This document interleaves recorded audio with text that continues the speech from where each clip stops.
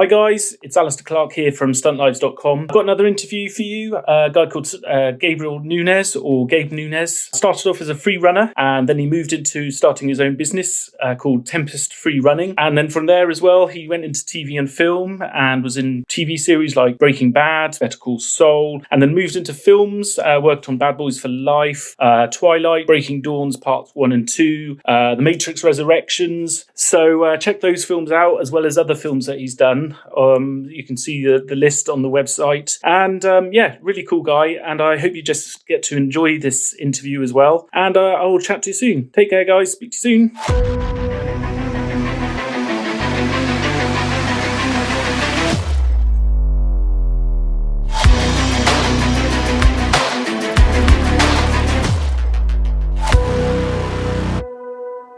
Excellent. Right, thanks very much for the chat, agreeing to the interview, Gabe. I really do appreciate it. Yeah, absolutely, man. Thank you for hitting me up. No worries. Yeah, well, let's see. Can you tell me, so how did you start, and, where did you, who did you look up to, say, when you started off doing this free running? That's a big question. So I, as a kid, I was jumping around and doing what we call free running, but just not really knowing it. Playing Jackie Chan really was a huge inspiration for me. But that was also somebody who had a career that I thought is intangible, and you can't really do that with your life. So I went to college and proceeded to try to get a degree in criminal justice. Did that, and thought I wanted to be a detective or something in that law enforcement world. Learned a whole lot of things that I thought were interesting, and also learned a whole lot of things that I didn't like about our criminal justice system. So I kind of veered away from that after graduating and started looking at what other options are there in life. What other things do I really want to do?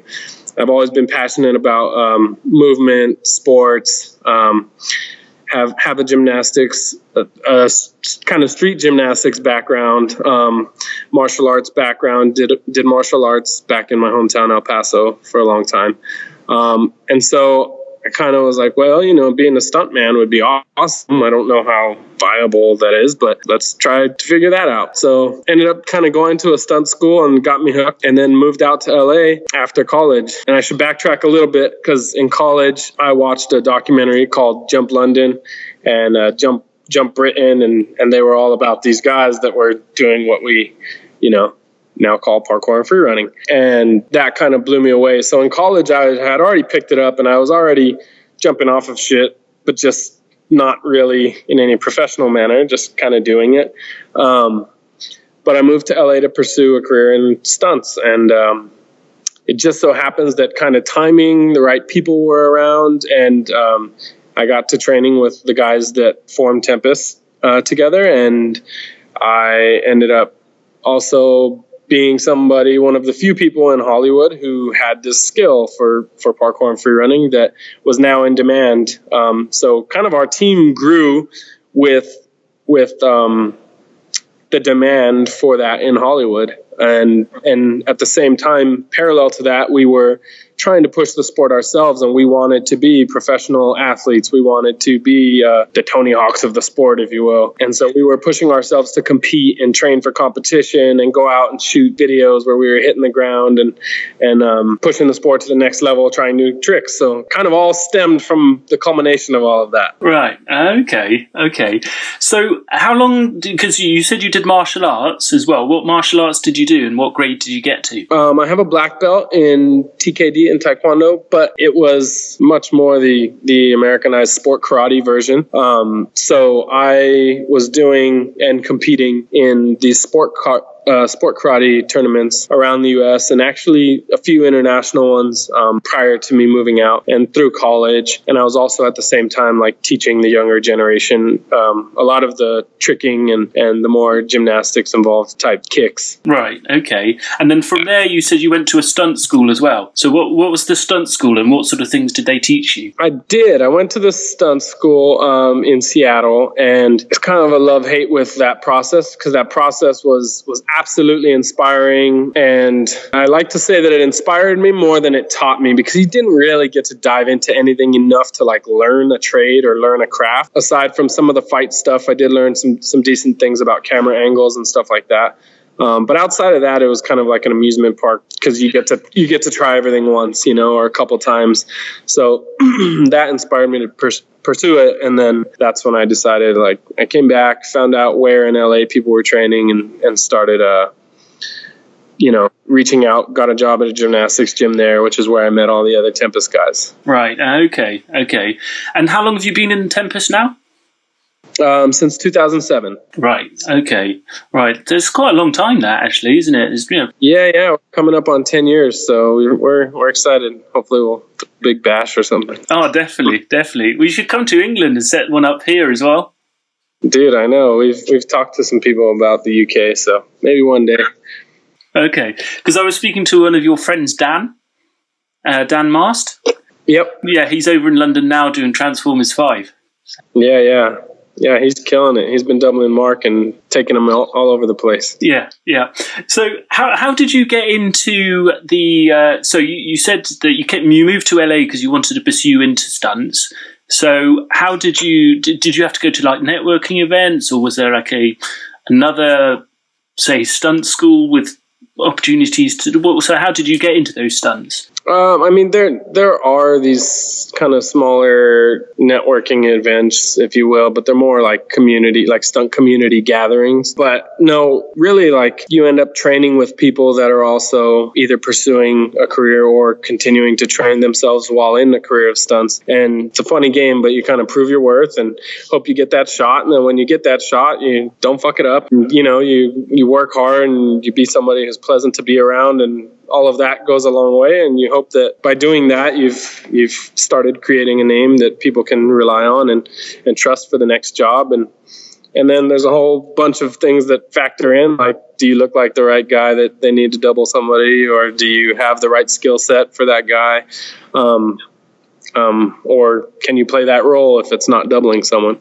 So there's a lot of that factors into it. And, like I said, I think a lot of it is timing, preparation, and then being around the right people. Definitely, because your first film was that Don't Mess with the Zohan. Is that right? That was pretty much my first film. I did a film for TV before that called Ben 10, and it was like a live action version of a cartoon. So I did do that, but my first big feature was You Don't Mess with the Zohan. Right. Okay. Brilliant. So were you actually Adam Sandler's stunt double? I was one of, I'm probably wrong, but there was probably something like 20 doubles on that film. Yeah, they did a lot of really unique things in that film. So, like, he had a dancing double, he had a swimming double, he had, I think, on the day that we shot, there's a downtown parkour sequence with Adam. I think there was 5 doubles to make one sequence. Yeah, so we did a bunch of switches, and so I happened to be one of those guys. And I also got to go to Israel with a buddy of mine, Paul, and we both did some more doubling of him there. So it was really cool. Yeah. So what was the stunt, say, that you were involved with? And then can you sort of describe the feeling when you first did your first ever stunt on film as well? Well, my first big stunt was on You Don't Mess with the Zohan. And in that sequence, there's a downtown sequence where Adam's character is like dropping down at an incredible speed that's almost superhuman. Just less than superhuman, but so fast that as soon as one guy disappears, the next one pops up, and it just looks like he's incredible. And I have to do a gainer off of a 30-foot building down into some pads.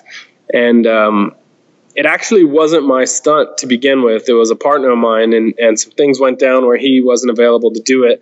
And all of a sudden it got thrown to me, and I was like, I could do it. And at the same time that I knew I could do it, I was also kind of like shitting myself because it's a big stunt for your first big gag. So it was definitely an intimidating experience to be, one, working alongside a lot of veterans that know what they're doing and that are trying to give you some sound advice. And then also, two, make sure you remember, like, only you know what you're capable of. So as much advice as you can get from the outside, you've also got to be able to look inside yourself and say, like, no, this is exactly what I know I'm okay with doing. And so that was kind of a hairy experience for me, working through that for the first time. And then, after we did it, then it became like this, you do it once, you're like, okay, yeah, I did it. And then they're like, okay, but now we need to make it look like you landed on your feet from 30 feet.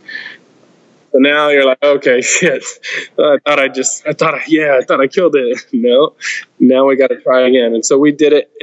And when you're doing something with like 5 different doubles like that, there's always like, this guy's timing's on, or this one's off, or you're off and he's on. And so, we finally got to the point where we worked it out and made it look realistic, and that's what made the film. But just all of those things are complications, and they're all things that you eventually learn to deal with and to expect and come to be able to handle on the fly. Yeah, definitely. So how long did it take you, say, for the rehearsal until you actually, say, with the lights and the camera and the action, were you actually doing it for real? Oh man, it's been so long that I can't even put that together. I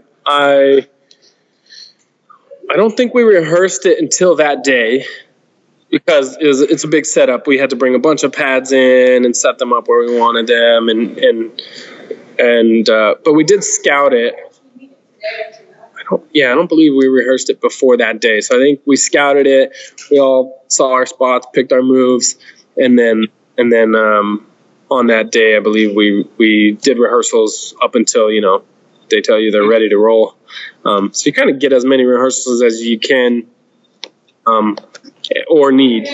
Sometimes you might not need them, and for something like that, it was nice to have them. Oh yeah, definitely.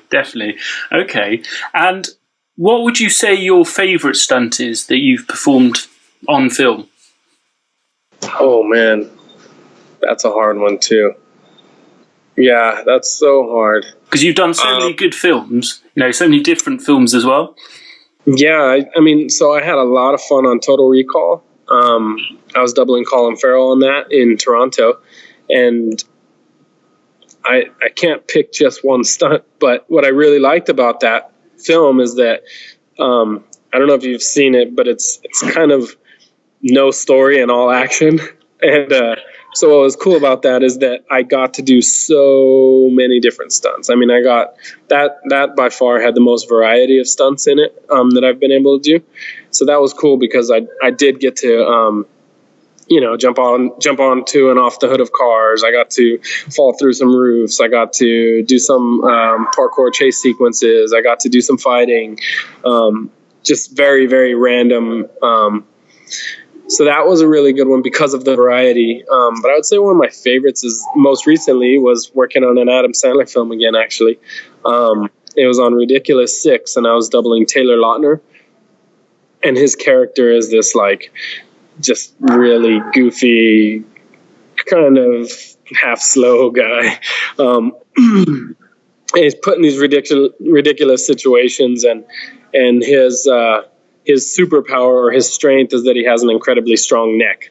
And so in this film, they're trying to hang him, and they just can't. He doesn't die because he's got such a powerful neck. So they had me on a noose swinging. And I'm swinging around doing all these tricks and this weird performance by the neck. And then eventually the rope gets cut by Adam, and his character goes flying off, hits the ground. And then Terry Crews catches the end of the rope, and they're in a wagon driven by horses that happens to be going by really fast. I land on the ground, they yank me by the neck, and then they start dragging me old Western style down the dirt. And that was cool because that was different. I'll never do that again. I mean, be very rare for that to ever come up in another story. Yeah, completely. Yeah. So that was cool because it was so different and so random. Yeah. Because that was on Netflix as well, wasn't it? Yeah, that's a Netflix movie. Yep. Okay, I need to watch that then because I want to see that because of the stunt alone. Because as you said, it's so a funny movie. I mean, if you dig Sandler comedy, it's pretty funny. Yeah, that's cool. So, are there any people in the stunt profession that say you look up to? And which is your favourite stunt that you've seen performed by someone else? Oh my goodness, you got some great questions. Those are hard. I mean, yeah, there's so many people that I've looked up to and that I still look up to. Some of them as mentors because of the way that they approach the business. Some of them as mentors because of the way they approach the job of being a stunt person. yeah, I mean, Scott Rogers is somebody who helped bring me into the business. And he's somebody who, I mean, I see his work ethic, and I see his ability to create and get creative and think outside of the box, and utilize people around him that are bringing their own sets of talent, and absolutely look up to that. And then there's coordinators I've worked for, like Andy Gill, who I've never met a more knowledgeable and just extremely like happy dude to be on a job with. I spent 3 months in India with him, and not only do I feel like I have somebody who knows how to help make every situation super safe, but I also felt like he was absolutely about making sure that his time was enjoyable, and if he's going to spend time away from family and away from home working, he's going to make sure that he has an experience that he can bring back and share with them. And so that was awesome. That's cool. I actually interviewed Andy the other day. Andy Gill. Andy Gill? Yeah, he's a really nice bloke, actually. Really cool bloke. Yeah. Yeah, super, super cool. Yeah, so I mean, there's a million coordinators. There's Chad Stahelski, who runs 8711, and there's, yeah, I could go on forever, because there's so many guys that have not only been good to me, but have been very very helpful in showing me how to approach either situations that may come up, or how to handle, performing a stunt or dealing with an actor. There's just such a variety, but the business has an overwhelmingly positive, what's the vibe or culture to it, and the people who work hard and bust their ass and are trying to do good things tend to start, gravitating towards each other and work with each other a lot. So I've been fortunate to work in circles that are pretty positive, and everybody's helping each other and building and doing really cool things. Yeah. And I think it's so important that as well to like share the knowledge as well. There's no point like keeping things to yourself, because it doesn't really hurt. It doesn't help anyone. And I think if you can share the knowledge and then work with people that you like, then I think it's a no-brainer, really. Yeah, absolutely. And I mean, I've been saved so many times by people telling me like, "Hey, just make sure you pay attention to this, because this could make something go right or wrong." Yeah.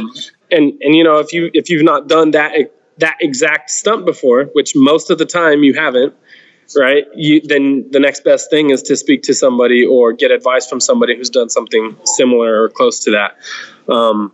So yeah, it's super helpful to be able to reach out like that. And to this day, if I have something that I'm going to have to do, or that I've asked somebody else to do, I will absolutely reach out to somebody who's done it either better or more times than myself, and try to get their advice on how to approach that situation. So.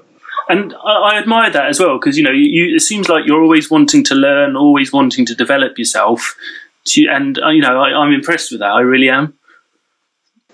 Definitely. I mean, and there's some guys. I mean, I feel like I'm not dedicated enough when I look at some of my peers and some other stunt people that I've worked along with, or that are now like blowing up in their careers, because they are super dedicated. And the ones who succeed are the ones that they are pleasant to be around. They are the guys that are guys and girls, I should say, that are really like expanding knowledge, expanding experiences all the time.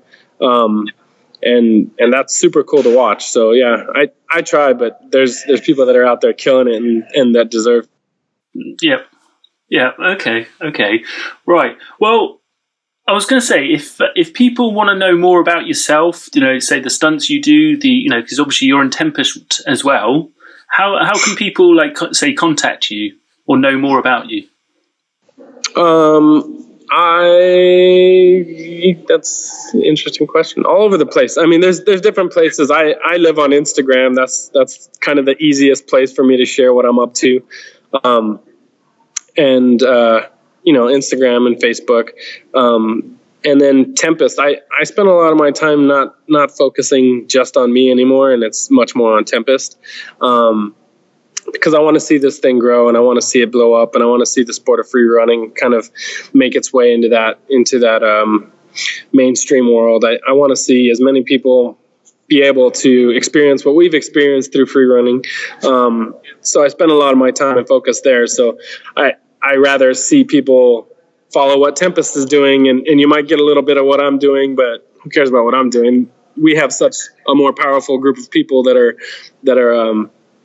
all doing really cool things as individuals, and then when you put that together in what our team and company look like, then you kind of get a really cool, unique picture of, the stunt world, of the free running world, of just that street culture that comes along with it, and where we're trying to go with it. So cool. Okay, go on. Do your plug then. What's Tempest's website? So Tempest is www.tempestfreerunning.com. On Instagram, we're Tempest Free Running. On Facebook, we're /Tempest Free Running. And then I am on Instagram. I'm Gabriel Nunez 1. Gabriel Nunez on Facebook, and yeah, that's it. Right, and just to ask one advice or piece of advice you'd give, say, an aspiring free runner or an aspiring stunt runner, or not stunt runner, stunt performer, what would it be? Oh, those are two different things in my mind. So, okay. To an aspiring free runner, it would be train hard but train smart. I'm obviously, as I'm getting older, I'm a big believer that longevity has its benefits. So don't put it all out there too young, because you want to last. It's cool to make a splash in a sport like ours, but it's a young sport. So if you make your splash too early, you don't get to see all the benefits of that. So I would absolutely say, train hard, but train smart, and push yourself to be creative. And then in stunts, it's really about, be the person you say you are. I think one of the most important things about being a stuntman is you have to be reliable. So if you can't get past that part of it, you're not going to get past any of it. You could be the most talented, but if you're not, the most reliable, and you're not somebody who's pleasant to be around, the talent only goes so far. So I like it. That's good. That's cool. Right. Yeah. So what next for you then? Because you've got your free running, you've got your stunt performing. Do you want to become a stunt coordinator next, do you think? That's an interesting question, and one that when people ask me, I'm like, what answer should I give? No, in all honesty, I'm not super passionate about that right now. I do think it's something that I could do, given the focus and actually putting my energy into it. Because I'm so focused on what Tempest is up to right now, I'm kind of like, it's one of those weird experiences where, like, you've got something really good. I've got a beautiful stunt career that I'm very grateful for. At the same time, I see this opportunity of what Tempest is and what it can become. And it's like, do you let go of one for the other? How do you balance them? Yeah. So honestly, for the past 2 years, I've been just trying to balance that, because I still have a passion for both of them, but I'm really focusing kind of all of my energy on Tempest, and I feel like I only get one shot at this, and maybe it's ignorant of me that you only get one shot at a stunt career as well, but I got to try the Tempest thing, so I'm spending a lot more time, energy, and focus on that, and taking jobs that I'm available for when I can, because I still love it. I still love being on a stunt job. I still love the challenge and the unknown that it brings, and working with a lot of the people that help me get to where I am now. So yeah, it's kind of a crazy balance, and I had a little girl too, and so that's almost like another one where I'm like, you focus your time on that, and don't take jobs that take you away for too long. And yeah, it's a difficult thing to balance and play with, but like I said, I'm pretty stoked where I'm at right now, and we'll see. Things may change. Things, I don't want to say like one or the other, but I definitely spend my time on Tempest. Cool. Nice one. Well, I hope you managed to enjoy that video with Gabe or Gabriel. Really cool guy, as I said, really down to earth and very knowledgeable what he's done, like with the free running. As I said, check out Tempest Free Running as well. And yeah, you'll be amazed at what they actually do. And you can actually start it yourself as well if you're interested. So anyway, that's enough for me for now. And I will catch up with you when I've got another interview. So remember to like my videos and subscribe to my videos on YouTube, or check out my Instagram or my Twitter account. They're all at Stunt Lives. And we'll see you soon. Bye for now.